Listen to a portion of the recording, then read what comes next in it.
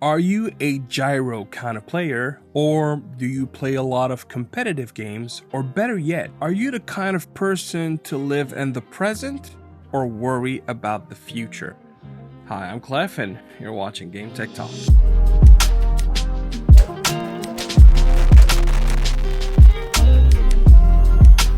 Okay, this is probably too deep an entrance, but it'll make sense in a minute. Before we get into the product that we're going to review today, for me, BIGBIGWON is one of those names that outside of 8-bit dough, I find that they were early into the third-party controller, and it reminded me of a video that I had seen from the Fox 3-something years ago. But yeah, I found that comment. You know, it was kind of a full circle moment for me. Now, please pay no mind at the fact that I didn't buy that controller at the time for $5. I didn't grow up on money, so yeah, I keep certain habits of trying to squeeze every dollar in terms of value.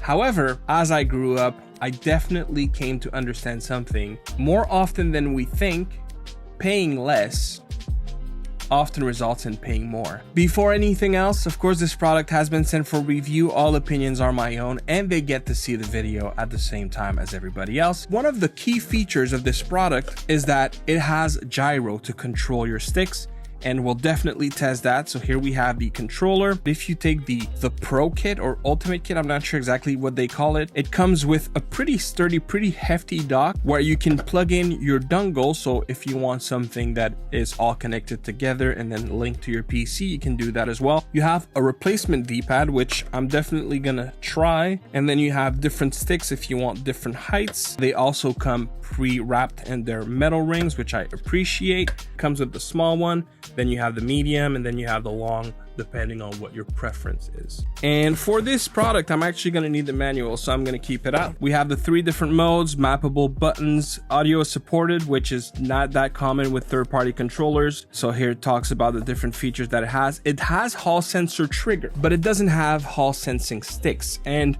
that's what I meant by living in the present rather than being afraid of the future. And I know I'm probably gonna get a couple of people angry with me by saying what I'm about to say, but I don't think Hall effect is always necessarily the technology to go for. Don't get me wrong, I like what it does, I understand the value of it, but the truth, in my opinion, is we worry about something that could happen in 2-3 years from now, but what are the chances that we'd want the same controllers in 2-3 years? And let me refer back to the comment I made on Fox video 3 years ago. That controller was using micro USB.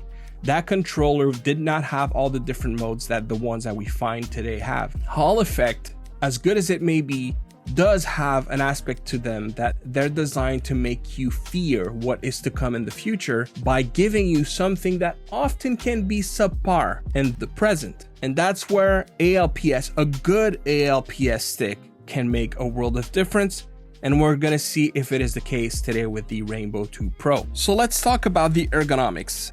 It's an Xbox controller in terms of feel, minus one thing, that very steep and very angular finish on the bottom of the grip, which is not unpleasant. It's different. I feel like it might work for some people, not as much for others, depending on how long your fingers are. It kind of works perfectly for me, the way that my joints are like sitting right exactly at the angle, but if you had longer fingers than me, it might not be as comfortable. Same goes if you have shorter fingers than me. Same goes for the triggers. They feel very much like an Xbox controller, but I find that they're just slightly more pushed outward, and I believe the reason is to allow you to easily push your top paddles, which is an interesting thing in terms of ergonomics. And I would say this is probably the most defining feature of the ergonomics of this controller. And the other thing is you sit your finger right here, but they actually push off the side. So in terms of paddles, I was talking in my Absolute S9 video that some paddles I would choose over face buttons. This is that controller.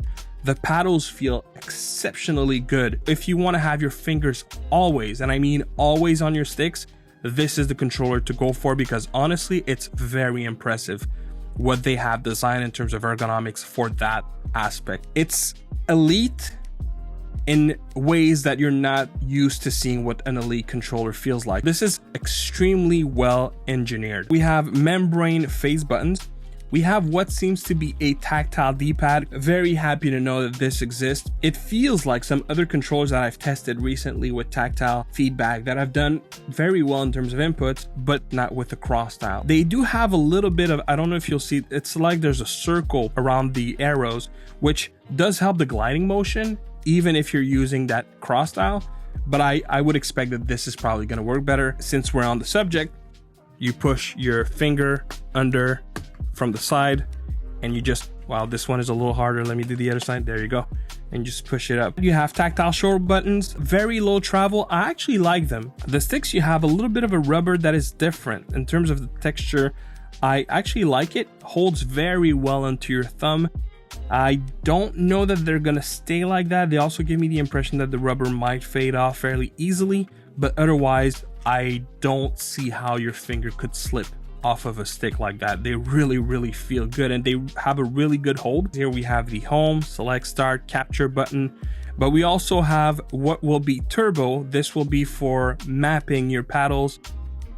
Okay, this is for macro and this is to configure. So the last one, you'll notice here you have a light, so you do have profile, so you can change between profiles. I'm gonna do things a little different here, and we're gonna jump straight into software because there's a lot that I need to show you guys when it comes to this controller. I'm actually refilming this portion because it was just, I was struggling too much on the Legion Go. So let's go through the software as quick as possible because there's a lot in there. Now you notice that the screen just changed. That happens when you plug in your controller. And once you click on connect device, to the left you have 4 different options starting with the controller, and this is where you have your profiles. You can export and port them. When you click on the gear right here, you can choose to map your gyro to your left stick. You have the ability to have it open all the time, or when pressing a button, or open and close, you know, back and forth. When going to the right stick, you have a lot more option where you can tweak your sensitivity, your horizontal and vertical ratio. I did a video before on gyro on handheld PCs, and that's a very important element. You have the responsive curve that you can adjust a bunch of things. And yes, BIGBIGWON, thank you so very much. This is so important. So basically it allows you to change which axis will define when you do your left and right turning in your camera, or left and right turning with the car. For example, if you're playing a racing game, you want Z axis, you're going to move your controller like you would a steering wheel. When doing Y axis, it's like, you know, if you're pulling your arms front and back. So this is the way that you want, in my opinion, when controlling cameras. Then you can reverse them. There's going to be a section specific to gyro, so we'll look into it a little later.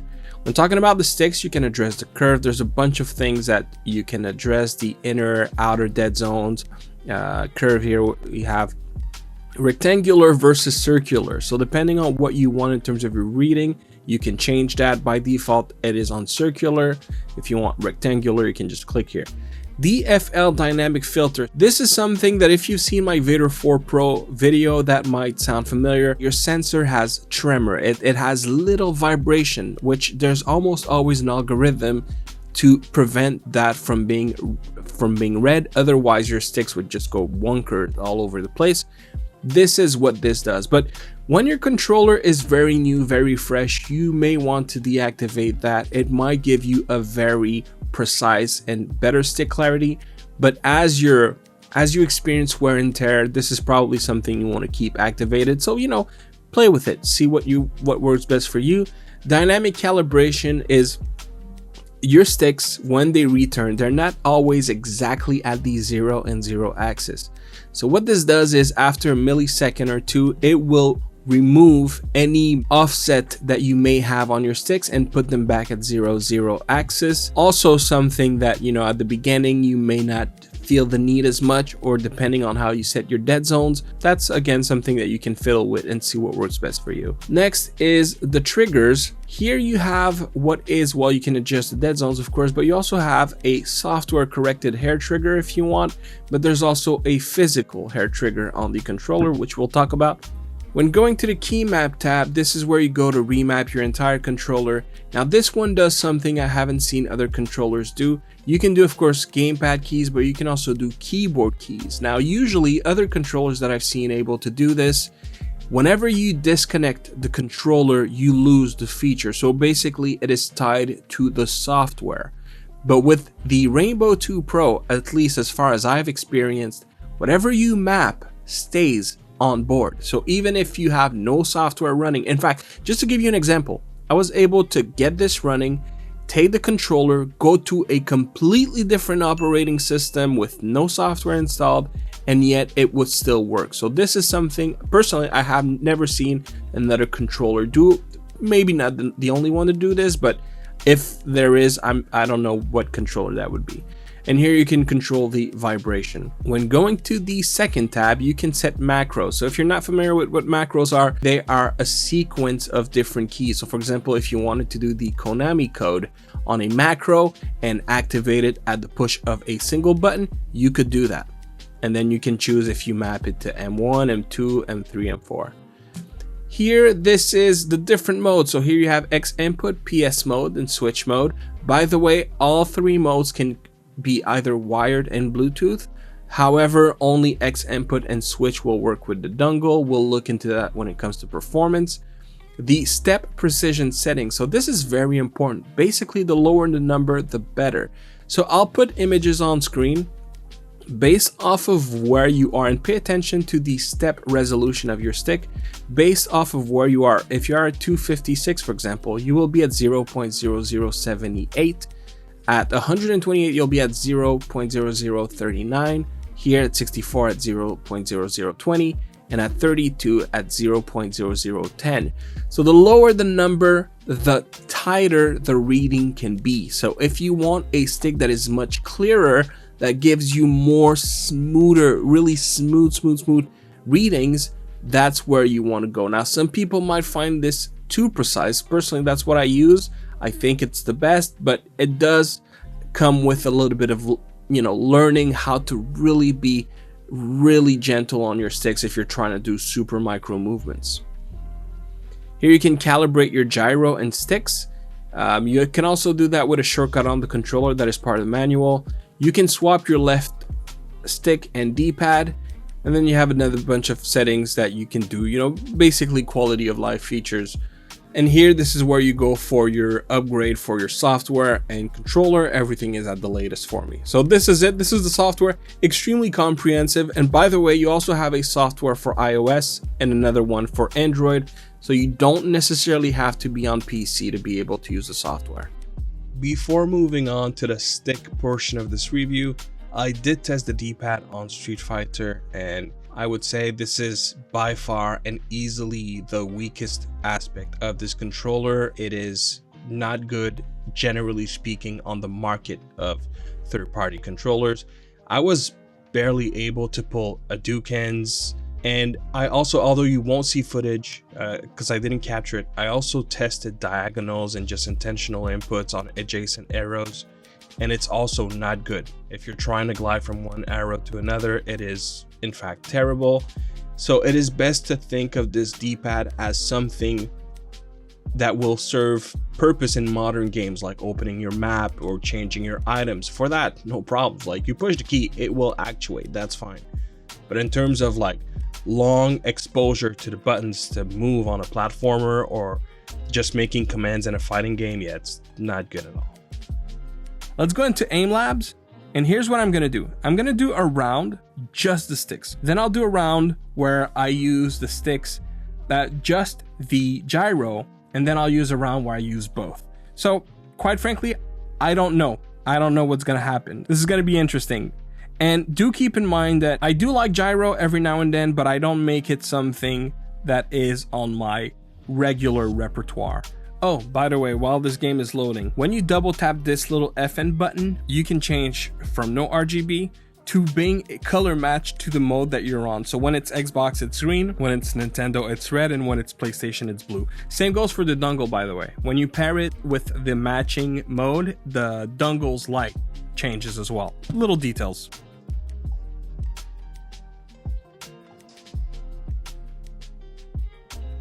$19,400, so one of my better scores, not my best score, but probably the best I've seen when it's my first attempt. And that's always the thing, is I play my first game on a stick and it just gets better after that, because at first I'm kind of sensing it and then I know what's happening. So you know what? Let me do another round.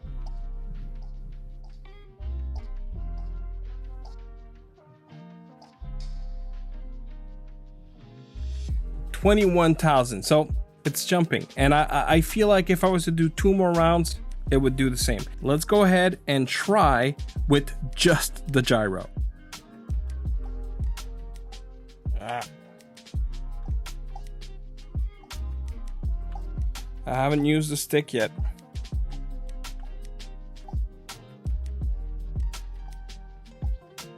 I have to exaggerate my movements.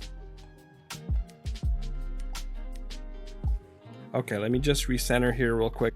I did recenter once, okay, because it was gonna skew my results for something that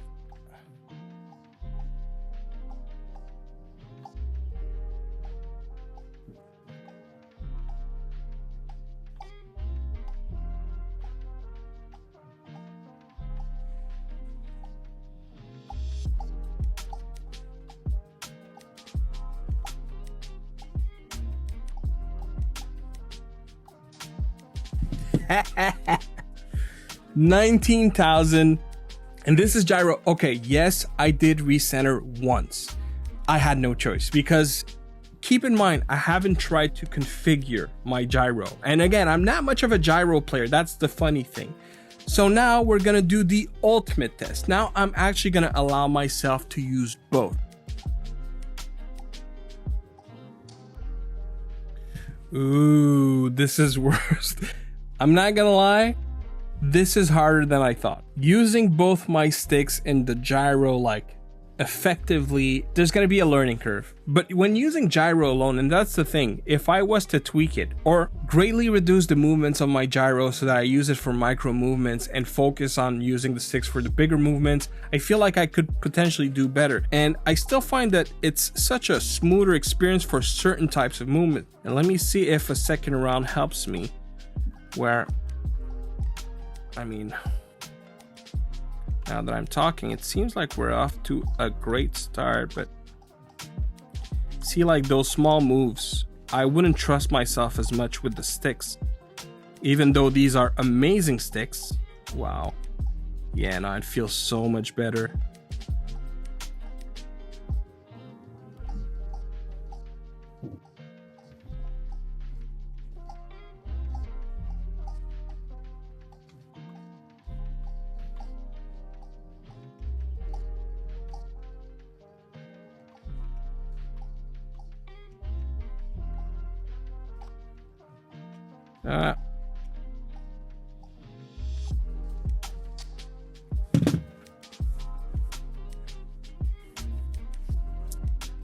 $6,000 points jump from 16,000 to 22 on my second time using both. To me, it's that one thing that I keep telling myself, I need to use gyro more. I need to use gyro more. I always have this hurdle of not having the right tools. And quite frankly, Apex 4 and Vader 4 Pro have been great tools, but I don't think they are as intuitive as this one when it comes to gyro. In fact, I feel comfortable saying that this is the only gyro that, in my opinion, greatly rivals the ones that you find in DualSense. If you've ever played using gyro on DualSense, you know that it's actually very good and very reliable. This is it. This is the one. However, here's the interesting part. This does as good as a DualSense by tapping into your X input protocol, and I am 100% comfortable in saying I have never seen that. Never, ever, ever, ever. It felt like moving a mouse. It felt really, really, really good. It's like, for example, whenever I type on the PlayStation, I never use the sticks. I use the gyro to type because it's so fast, so precise, much faster than clicking on the keys. That's what you have here. This is that quality, but by tapping into your sticks. I am flabbergasted. So let's just go real quick over the features. Some I won't cover in this video. You have turbo, you have macro like I mentioned. You have different RGB modes. You have different connection modes, the dongle, all that kind of stuff. You do have rumble. You have hair trigger. That's one I haven't covered. So if I probably should have used that. If you want something that is faster for your actuations, you do have hair trigger on this controller. Not the best hair trigger, but it's there. You know what I mean? Like, so I'm super happy with it. You have great feeling paddles, and you have a headset on this controller as well. Quite frankly, ooh, that one is hard to beat. That one could go for my number.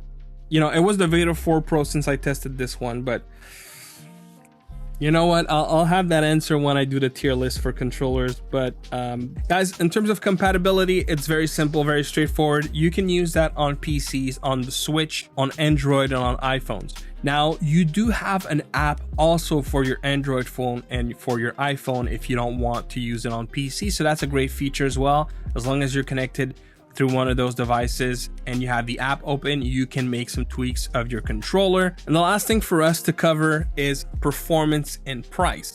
And by the way, you have the lettering, much like the BIGBIGWON that I just reviewed. You have the lettering at the inside of your face buttons, so you know you can see the Nintendo layout and the Xbox PC standard layout at a glance. When it comes to performance, this is a controller that you want to use on cable. That's end of the story. If you are playing an RPG, if you're playing, you know, something smooth and you want to be on Bluetooth on your dongle, sure, why not? You know, enjoy the comfort. Potentially be one of the cons for some people with this controller is you achieve absolute top performance with this controller, but you have to stick to wire.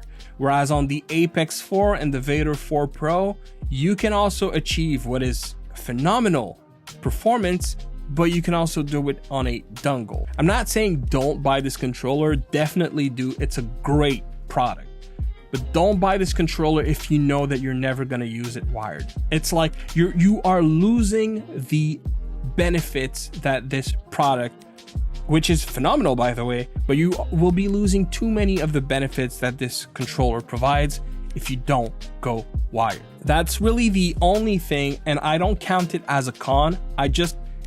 It's something that you should be aware when getting into this product. Last thing, the price, and I find that they're quite reasonable. I'll put the prices on screen, which is definitely up there in terms of third-party elite. You know, there's a lot of these controllers that I refer to offering what in my mind is an entry-level elite kind of experience. This is a upper echelon elite kind of experience. So it all comes down to what benefit do you want to invest yourself on. Thank you very much for watching. I hope that was helpful. I hope that answered some of the questions you may have. As always, if you have any feedback, make sure to drop it in the comment box. And as always, consider hitting a like and the subscribe button, and I'll see you on the next one. Peace.